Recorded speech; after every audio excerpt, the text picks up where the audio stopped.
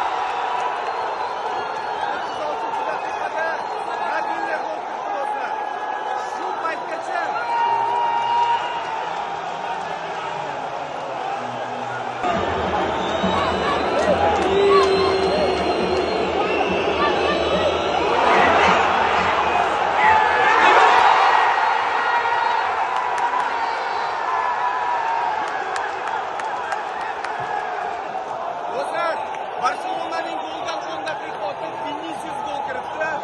Boshqa golni ko'ryapsiz. Stop! Yana kam qoldi, daqiqalar kam qoldi.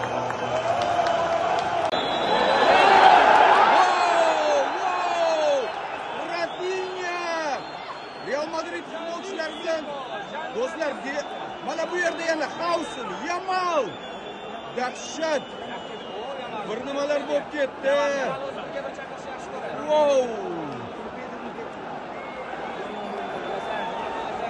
Dahshatli klasiko do'stlar. Gap bu yerda nafaqat gollar haqida, balki maydonda bo'layotgan ishlar.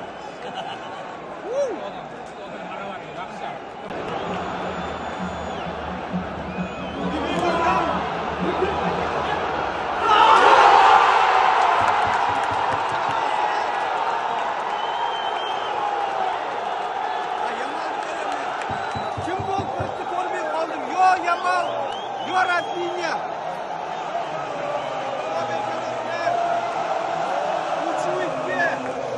Dahshat. Adashmasam 70-daqiqa.